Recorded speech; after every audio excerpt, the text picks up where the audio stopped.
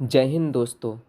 आप सभी का स्वागत है exam Guru with study platform पर। भैया आज हम पढ़ते हैं वर्णमाला का चैप्टर 2, यानी हमारा फर्स्ट चैप्टर हो गया था जिसमें आपको थ्योरी और उसके रिलेटेड क्वेश्चन करा दिए गए थे और बच्चों की डिमांडिंग पे हम आज उनके सेकंड एक्सरसाइज लेके आए हैं। यानी वर्णमाला का हमारा सेकंड चैप्टर यानी एक्सरसाइज से रिलेटेड मैंने बोला था, आज वो लेके आए हैं। तो भैया हमारा देखते हैं एक्सरसाइज, देखते हैं वर्णमाला की, उससे रिलेटेड जितने भी क्वेश्चन हो सकते हैं मैंने वो सारे क्वेश्चन कलेक्ट किए हैं जो आपके एग्ज़ाम में भी आप पूछे जा सकते हैं। तो भैया स्टार्ट करते हैं। हमारा फर्स्ट क्वेश्चन है, हिंदी वर्णमाला में स्वरों की कितनी संख्या होती है? तो भैया स्वरों की कुल कितनी संख्या होती है? तो स्वरों की भैया कुल संख्या 11 होती है। नेक्स्ट क्वेश्चन देखते हैं, छह वर्ण किसके आयोग से बनता है? तो छह वर्ण भैया किसके आयोग से बनता है? का प्लस और शा के आयोग से भैया छह वर्ण का निर्माण होता है। तो भैया हमारा ऑप्शन इज ए करेक्ट है, ए ऑप्शन करेक्ट है। छह वर्ण किसके आयोग से बनता है? तो का प्लस शा के आयोग के संबंध से भैया छह वर्ण का निर्माण होता है। तो हिंदी वर्णमाला में व्यंजनों की संख्या भैया कितनी होती है? तो हिंदी वर्णमाला में व्यंजनों की संख्या भैया 41 होती है। हमारा B option is a correct है। नेक्स्ट क्वेश्चन देखते हैं, निम्नलिखित में से कौन टा वर्ग नहीं है? तो भैया टा वर्ग कौन सा नहीं है? घा हमारा टा वर्ग नहीं, यानी ऑप्शन डी हमारा करेक्ट है। यानी घा वर्ग हमारा टा वर्ग नहीं है। अब इसके नेक्स्ट क्वेश्चन देखते हैं, निम्नलिखित में से कौन सा पश्च स्वर है? तो भैया पश्च स्वर कौन है? आ हमारा पश्च स्वर है। यानी हम बोलते हैं जिन वर्णों का उच्चारण में जिह्वा का पिछला भाग सक्रिय होता है उन्हें हम भैया पश्च स्वर कहते हैं। यानी हमारा आ जब बोलते हैं तो पश्च स्वर, जिह्वा का पिछला भाग सक्रिय होता है तब जाके आ वर्ण निकलता है। तो भैया पश्च स्वर कौन सा है? तो पश्च स्वर है आ है हमारा। हमारा A option he J correct है। निम्नलिखित में से कौन सा योग वाह है? तो भैया कौन सा योग वाह है? तो हमारा भैया कौन सा ऑप्शन करेक्ट होगा? तो योग वाह भैया विसर्ग है। हमारा A option he J correct है। नेक्स्ट देखते हैं, छा ध्वनि का उच्चारण स्थान क्या है? तो छा ध्वनि का भैया उच्चारण, अगर छा हम बोलते हैं तो तालव्य का हमारा प्रयोग होता है। यानी छा वर्ण बोलने के लिए हमें तालव्य का प्रयोग करना पड़ता है। तो हमारे भैया सी ऑप्शन ही जे करेक्ट है। तो नेक्स्ट देखते हैं, नेक्स्ट क्वेश्चन है, निम्नलिखित में से कौन सा स्वर नहीं है? तो भैया स्वर नहीं है, यहाँ हमारा स्वर नहीं है। तो हमारा डी ऑप्शन ही जे करेक्ट है। तो भैया हम नेक्स्ट क्वेश्चन देखते हैं, निम्नलिखित में से कौन सा संयुक्त व्यंजन नहीं है? तो संयुक्त व्यंजन सा हमारा संयुक्त व्यंजन नहीं है। नेक्स्ट क्वेश्चन देखते हैं, तालव्य व्यंजन हैं कौन कौन से? भैया तालव्य व्यंजन है, तो तालव्य व्यंजन है चा है, छा है, जा है और झा है। ये भैया हमारे चार अक्षर तालव्य व्यंजन है हमारा, यानी A option is a correct है। यानी तालव्य व्यंजन चा, छा, जा और झा है। नेक्स्ट क्वेश्चन देखते हैं, या रा लाव वह किस वर्ग के व्यंजन है? तो या रा लाव वह भैया अंतरस्थ व्यंजन है। हमारा C option is a correct है। नेक्स्ट क्वेश्चन देखते हैं, अनुनासिक का संबंध होता है? तो अनुनासिक का संबंध किससे होता है? नाक और मुंह से। अगर हम कोई भी शब्द बोलते हैं तो हमारे नाक और मुंह का प्रयोग होता है। तो अनुनासिक का संबंध नाक और मुंह से है। नेक्स्ट क्वेश्चन देखते हैं, नेक्स्ट क्वेश्चन भैया, अनुनासिक व्यंजन कौन से होते हैं? तो अनुनासिक व्यंजन कौन से होते हैं? तो वर्ग के पंचमाक्षर अक्षर को अनुनासिक व्यंजन कहा जाता है। वर्ग के पंचमाक्षर अक्षर को अनुनासिक व्यंजन कहा जाता है। नेक्स्ट प्रश्न है हमारा, हिंदी वर्णमाला में स्वरों की संख्या कितनी होती है? तो हिंदी वर्णमाला में भैया स्वरों की संख्या होती है 11 होती है। हमारा C option is a correct है। नेक्स्ट क्वेश्चन देखते हैं, कंठ्योष्ठ ध्वनि का उदाहरण है? तो भैया कंठ्योष्ठ ध्वनि का उदाहरण है और है। यानी जब हम और बोलते हैं तो उसका कंठ्योष्ठ स्वर का ध्वनि का उदाहरण होता है, और हमारा A option is a correct है। तो नेक्स्ट क्वेश्चन देखते हैं, भाषा निर्माण की इकाइयों का सही अनुक्रम क्या है? तो भाषा निर्माण की इकाई का सही अनुक्रम बताइए भैया। तो ध्वनि है और शब्द, ध्वनि हो गया, शब्द हो गया और पद हो गया और वाक्य हो गया। ये हमारा भैया ऑप्शन डी करेक्ट है। यानी ध्वनि है, शब्द है, पद है, वाक्य है। भाषा निर्माण की इकाई का सही वाक्य अनुक्रम है भैया ध्वनि, शब्द, पद और वाक्य। हमारा डी ऑप्शन इज करेक्ट है। नेक्स्ट क्वेश्चन है, प्रयत्न के आधार पर ल किस प्रकार की ध्वनि है? तो प्रयत्न के आधार पर भैया ल किस प्रकार की ध्वनि है? पार्श्विक भैया है। हमारा ए ऑप्शन इज करेक्ट है। नेक्स्ट क्वेश्चन देखते हैं। नेक्स्ट है, जिन शब्दों के अंत में आ आता है उन्हें क्या कहते हैं? तो भैया जिन शब्दों के अंत में आ आता है उन्हें अकारात कहते हैं। यानी हमारा डी ऑप्शन करेक्ट है। यानी जिन शब्दों के अंत में आ आए उन्हें क्या कहते हैं? अकारात कहते हैं।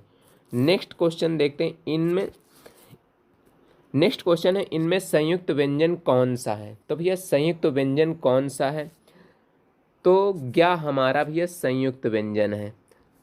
तो ज्ञा क्या है भैया? संयुक्त व्यंजन है। नेक्स्ट क्वेश्चन देखते हैं, वर्णमाला किसे कहते हैं? तो भैया वर्णमाला किसे कहते हैं? तो भैया वर्णों के व्यवस्थित समूह को हम वर्णमाला कहते हैं। यानी वर्णों के इस व्यवस्थित समूह को भैया वर्णमाला कहते हैं। यानी हमारा 20 का ऑप्शन डी करेक्ट है। नेक्स्ट क्वेश्चन देखते हैं, निम्नलिखित में से बताइए कि किस शब्द में द्वैत व्यंजन है? यानी द्वैत व्यंजन कौन सा है? तो भैया दिल्ली हमारा द्वैत व्यंजन है। दिल्ली में भैया जैसे दिल्ली हो गया और बिल्ली हो गया, ये भैया हमारे द्वैत व्यंजन है। तो हमारा भैया सी ऑप्शन इज करेक्ट है। तो द्वैत व्यंजन कौन सा है? तो दिल्ली हमारा द्वैत व्यंजन है। नेक्स्ट क्वेश्चन देखते हैं, का, गा, जा, फा ध्वनि किसकी है? तो भैया का, गा, जा, फा ध्वनि किसकी है? तो भैया ये ध्वनि किसकी है? अरबी और फारसी की है। हमारा इम्पॉर्टेंट क्वेश्चन है, का, जा, फा, का, गा, जा, फा ध्वनि किसकी है? तो अरबी फारसी की भैया ये ध्वनि है। नेक्स्ट क्वेश्चन देखते हैं, हिंदी शब्दकोश में छा का क्रम किस वर्ण के बाद में आता है?